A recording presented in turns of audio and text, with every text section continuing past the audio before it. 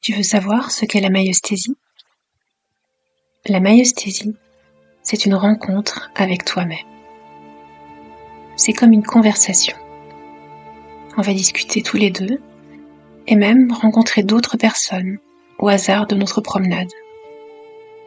On parle d'approche humaniste parce qu'on considère tout ton être, l'entièreté de ta psyché, tout ce qui est dans ta tête, ce que tu sais et ce que tu ne sais pas. On peut croiser plein de gens sur le chemin et même des êtres de toi. C'est-à-dire toi quand tu avais 2 ans par exemple, ou quand tu n'étais pas né, ou quand tu seras très âgé. On peut être amené à rencontrer des êtres précis, comme celle qui était ta mère quand tu n'étais pas né, ou sa mère à elle quand elle était une petite fille. Tous ces êtres font partie de la psyché. Et s'ils ont été mis à l'écart à un moment quelque part, ils peuvent potentiellement appeler. C'est un peu magique de savoir que notre psyché est si grande, voire infinie. Elle contient tout le passé, le présent, le futur de nous-mêmes et de tous les autres autour de nous ou même au-delà. Que ce soit nos enfants, nos parents, nos ancêtres ou des êtres qui n'appartiennent pas à la lignée, des pans entiers de l'humanité. Tout est en nous. Ici, on considérera tout ce qui a été et tout ce qui est à ressentir. On parle d'ucrotopie, car uchronique, pas de temps, tous les êtres sont contemporains, et utopique, pas de lieu, tous sont au même endroit. La maïeusthésie, c'est comme si des appels étaient relayés sous forme de messages, d'images et d'histoires.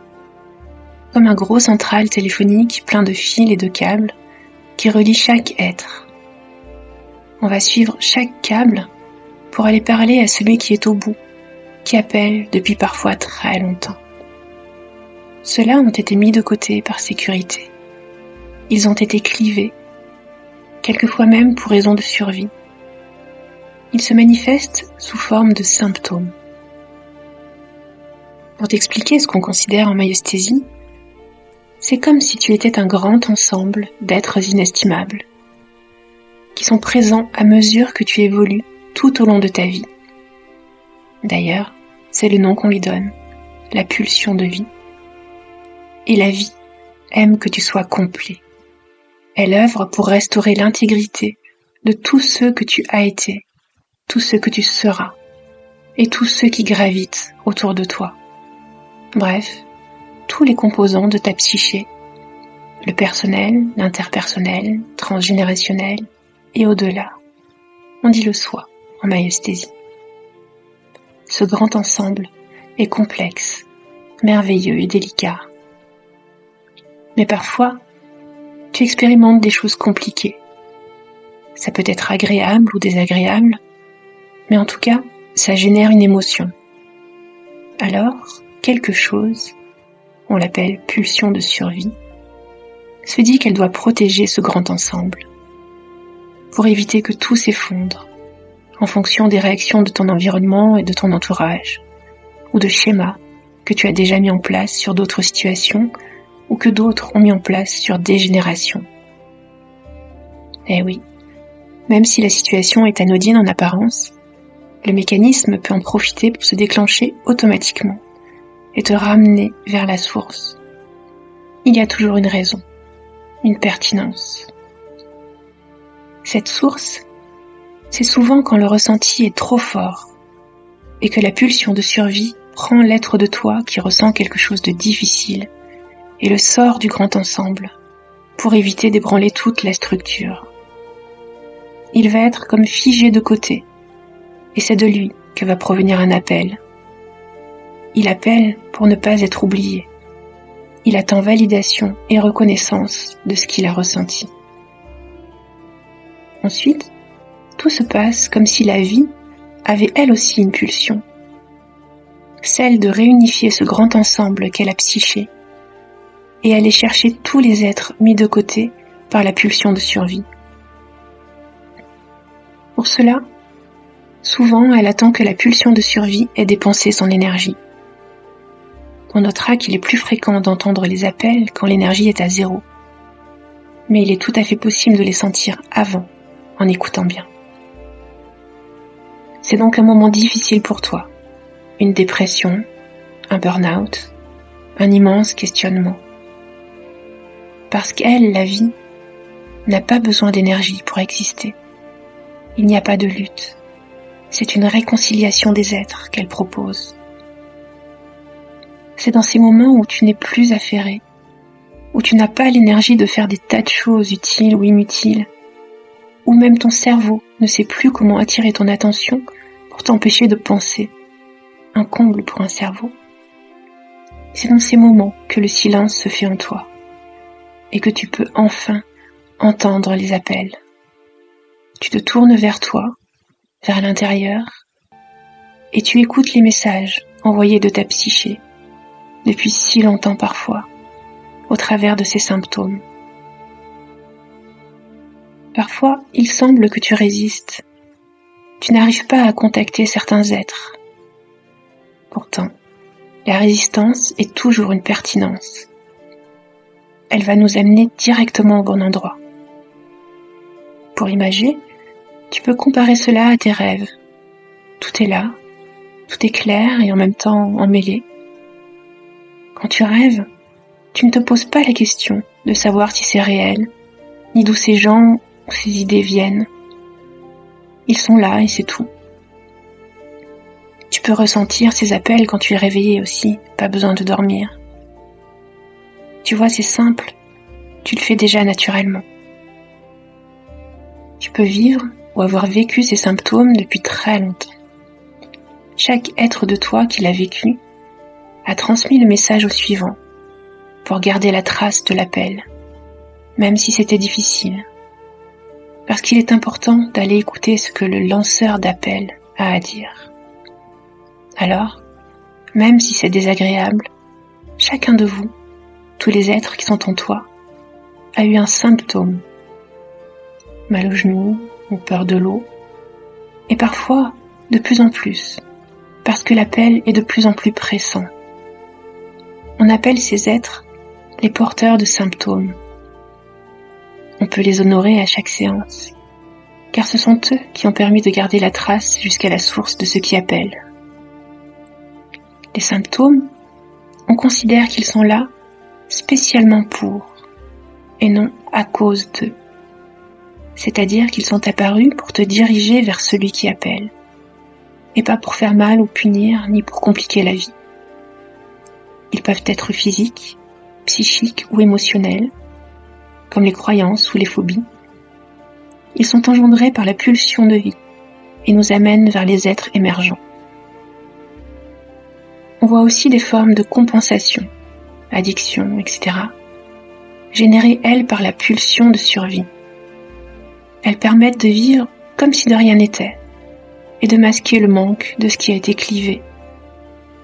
Les compensations sont venues masquer le vide, le trou, le manque de celui qui a été mis à l'écart pour ne pas mettre en péril la psyché tout entière.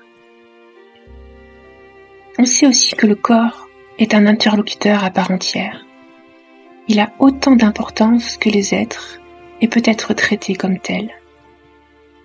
Il est même très souvent présent, car directement relié aux émotions et aux ressentis. Quand tu sens quelque chose, tu le ressens dans tout ton corps. On parle de symptômes psychosomatiques. Si la psyché passe à côté de quelque chose, lui va l'exprimer. C'est donc un allié précieux. Parfois même, il est un de ceux qui a quelque chose à dire, avec ses propres émotions, parce qu'il a été maltraité à un moment, qu'il a entendu quelque chose. Tu n'as pas à te raconter. Les faits mènent à des impasses. Ce sont des voies, V-O-I-X, sans issue. Même si les circonstances étaient difficiles, nous allons te rencontrer toi, qui tu étais, rarement ce que tu as vécu. Tu es un être inestimable, à tout moment de ta vie. Un fait ne te définit pas. Quand on est avec un être de ta psyché, on va lui demander ce qu'il veut qu'on entende, ce qui est si important que la vie a créé un câblage, un symptôme qui mène à lui. On va écouter très attentivement et chaleureusement tout ce qu'il a à dire, avec toutes les connaissances, l'expérience, la maturité qui fait qui tu es aujourd'hui. S'il en ressent le besoin, on va pouvoir le connecter aussi à un parent, proche ou lointain, ou à tout autre être qu'il aurait besoin de questionner, par qui il aurait besoin d'être vu. Nous allons valider ses émotions et le reconnaître pour qui il est. Les faits seront estimés éventuellement si nécessaire. On prendra la mesure en écoutant la nature et l'intensité de ce qu'il a ressenti et n'a peut-être jamais pu exprimer. Il s'agit là simplement de lui faire de la place pour que ses émotions puissent se déployer et se libérer. Parce que ça marche comme ça, une émotion. Il faut qu'elle soit entièrement exprimée pour disparaître. Peut-être être utilisée. La colère, par exemple, une fois que tu la connais, tu peux t'autoriser à l'utiliser. Et très souvent, le câble, le symptôme qui nous a amenés là, disparaît également, puisque plus nécessaire. Une fois son existence reconnue et ses ressentis éprouvés validés, l'être que nous avons rencontré va pouvoir reprendre sa place dans la psyché, en remplissant le vide de son absence. Donc fini addiction ou compensation. On aura peut-être besoin d'un accompagnement pour réapprendre à faire sans, mais tu vas te sentir plus complet, entier. Aussi parfois, la nature peut être économe. Un symptôme peut mener à plusieurs chemins, vers plusieurs êtres. On ira se réconcilier avec l'un lors d'une séance, et même si tu ressens un grand soulagement, le symptôme se manifestera encore, moins fort ou différemment, ou peut-être plus fort encore, pour l'urgence d'aller écouter un autre être caché derrière le premier. La vie sait ce qu'elle fait, et elle t'amène là où tu dois aller, au rythme qui est le tien. Grâce à notre détecteur d'étoiles, apanage de la maïeusthésie, on va vers la lumière. Car même un être clivé qui nous semble sombre redevient lumineux quand on valide ce qu'il ressent. C'est comme si l'ombre était un passage vers celui qui appelle pour enfin voir sa lumière. Parfois aussi, on va rencontrer des ressources, c'est-à-dire des êtres qui ont été mis de côté pour ne pas les abîmer, les protéger. Il n'y a pas forcément d'ombre ici, mais à montrer comme une lumière cachée dans un être de soi qu'on va réhabiliter. La maïeusthésie est une thérapie. En reconnaissant et en validant le ressenti de l'être, il n'y a plus de clivage, et donc plus besoin de garder le lien, puisque réhabilitation. Et donc plus besoin du symptôme. La conséquence du moment thérapeutique, c'est souvent un apaisement. En tant que praticienne, je suis là pour explorer avec toi ce monde qui est le tien.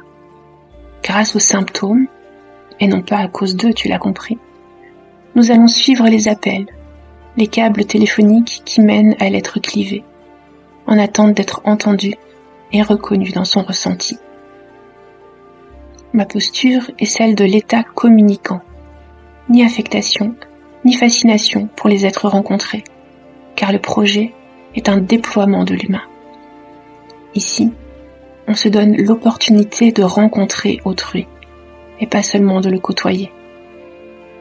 Je ne sais pas à l'avance où l'on va, mais j'ai confiance en la vie qui te traverse. Je te suis et je te précède tout à la fois, vers toutes les pertinences et justesses mises en œuvre par la pulsion de vie.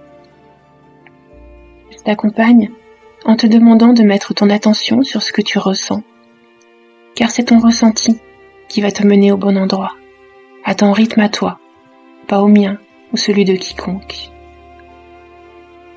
Je me mets au service de ta psyché, avec chaleur et bienveillance, au service de tous les êtres qui te composent. Parce que, comme le toi de maintenant, ce sont tous des êtres inestimables qui me touchent et que je me réjouis de rencontrer, peu importe leur vécu. La réjouissance, c'est un peu la clé de la maïeusthésie. C'est ce qui me permet à moi d'être touché sans être affecté, et à toi d'être confiant. La vie a besoin qu'on s'émerveille de sa présence pour oser être. Contrairement à d'autres pratiques, on ne détruit ni ne déconstruit rien. On n'impose pas un objectif, un but pour lequel se dépasser, se battre, aller au-delà de soi. Non. On laisse juste la vie agir. On suit le flux avec confiance. Le symptôme n'est pas un trouble à corriger. C'est un guide. Quand on suit le chemin, on se rend compte de la justesse à l'œuvre, amenée par la vie. C'est la vie, avant la maïeusthésie.